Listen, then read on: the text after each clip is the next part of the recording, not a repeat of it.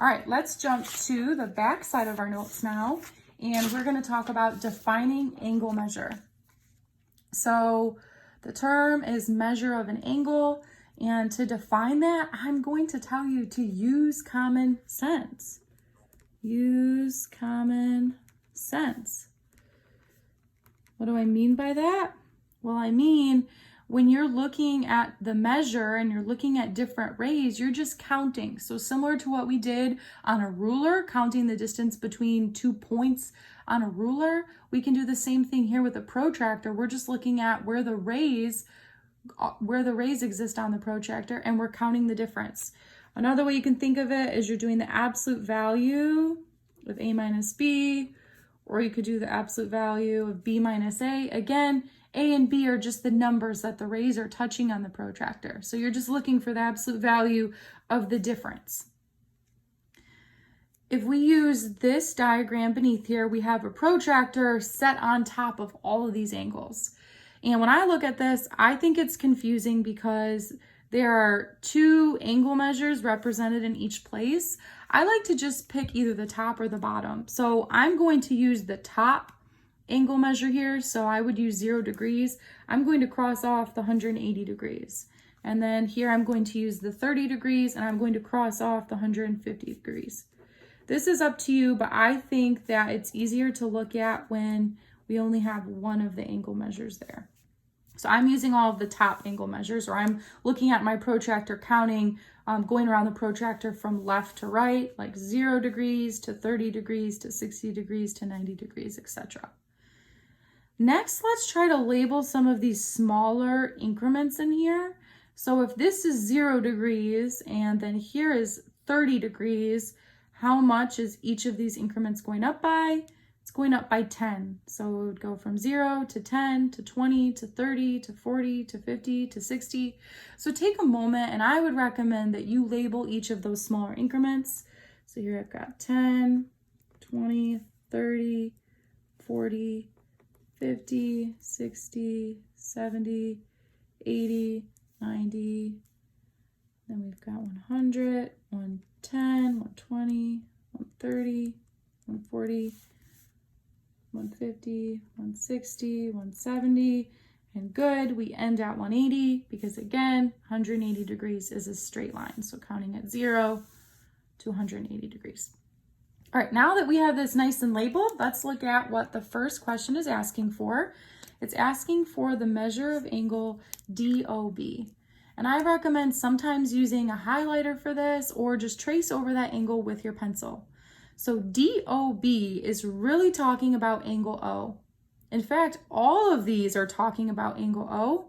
Why? Because O is the vertex. Every single angle on here is angle O. O is our vertex. This is a great example of why you have to use 3 letters, or else I don't know which angle O you're talking about. So angle DOB is right here, DOB, and I'm going to highlight this one, D to O to B. So there's the angle that we're looking at. And we need to figure out how many degrees is it. And I want you to do this without taking your protractor and putting it on the page. I want you to use the protractor that's already laid over top of these angles. So one way you can do this is you can do absolute value. And I see that here point B is at 170 degrees. And I see that point D is at 110 degrees. So I'm doing the absolute value of 170 minus 110, which gives me 60 degrees. Another really easy way to do it would be to just start here, and we know these are going by tens, right? So we could just go 10, 20, 30, 40, 50, 60 degrees. The next angle is asking for the measure of angle GOF. So GOF, so now I would take your pencil and trace over GOF. So G to O to F. So there's the angle that we are looking at. And again, you could do the absolute value piece. So we can see F here is at 80 degrees and G is at 50 degrees. So we're really doing absolute value of 80 degrees minus 50 degrees, which is 30 degrees. Or just take your pencil and like we did when counting on a ruler, if I need to count how many degrees are between this ray and this ray, I can just count. We know these are each 10-degree increments. So 10, 20, 30, 30 degrees. I think it's quicker to just put your pencil on the ray and count the number of degrees between the rays. So at this time, I'd like for you to try to come up with the measure of these three angles. Go ahead and hit pause. All right, I got that the measure of angle DOE equals 20 degrees, the measure of angle HOG equals 30 degrees, and the measure of angle BOE equals 80 degrees. Next up, let's define angle congruence postulate. Angle congruence postulate says that if two angles are congruent, then they have the same measure.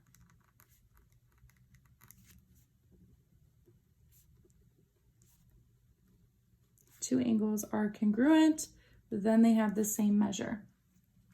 We can use this diagram to help us talk about it. So when I look at this diagram, I can see that angle 2 and angle 3 match. They both have one tick mark.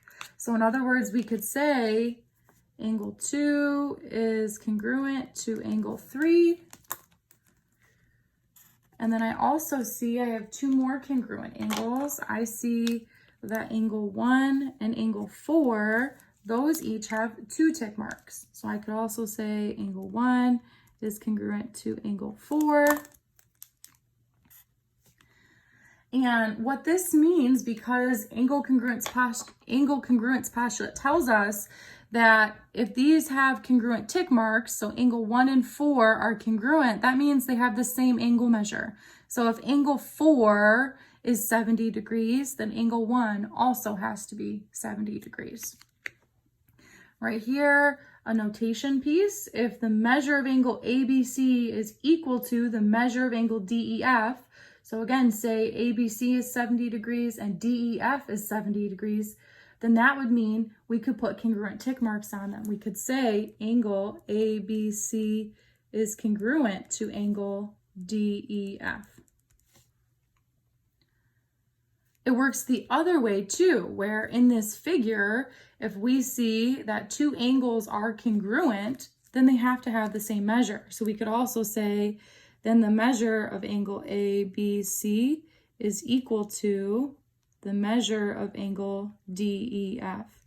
And again, you'd be able to plug in a specific angle measure there, and they have to have the same angle measure. The very last section of our notes is called angle addition postulate.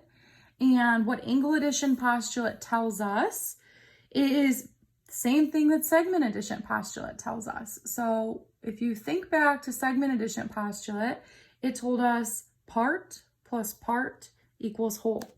So we're going to do the same thing, but now we're going to do it with angles. Part plus part equals whole.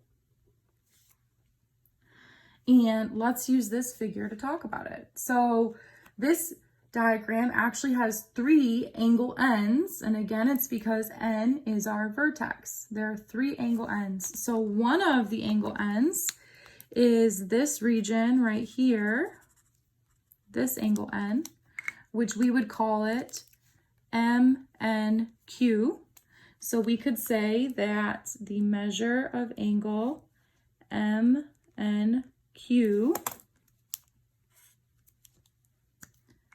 plus the other little piece, which we see right here, this would be another little angle N, and this would be called angle QNP.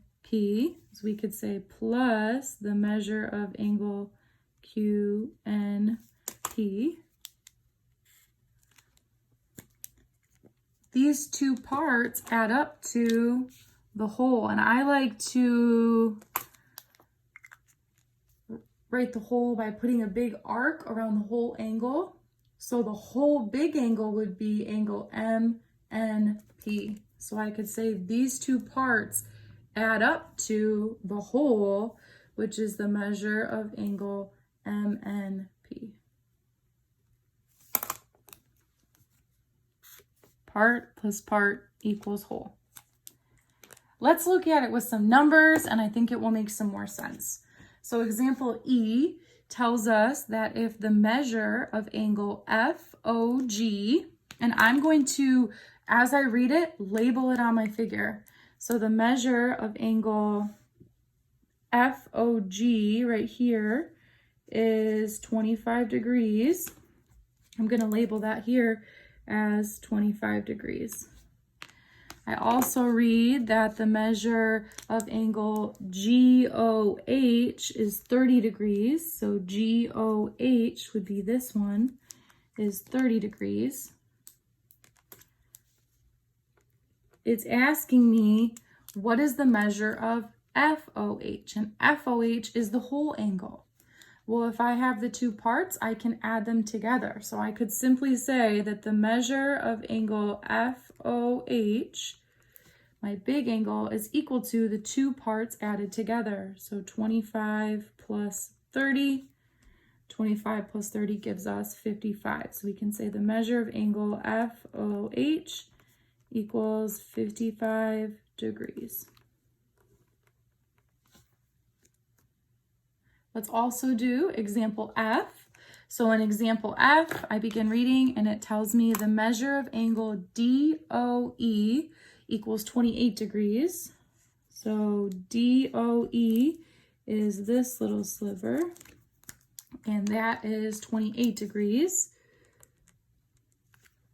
And the measure of COE, well, COE is my whole. That's the whole big angle. So I like to represent that again by putting an arc way out here to show it's my whole angle. COE is 49 degrees. It wants to know what's the measure of angle COD, and that's this little sliver. So the measure of angle COD, well, if we know the whole and we know one of the parts, we can do some subtraction here. So we can do 49 minus 28.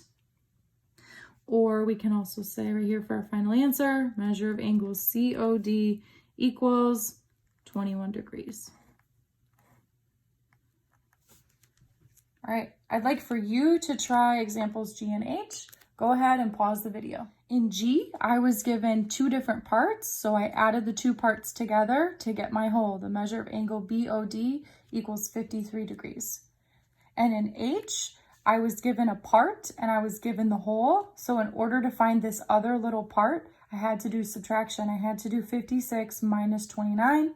So I got the measure of angle EOF equals 27 degrees.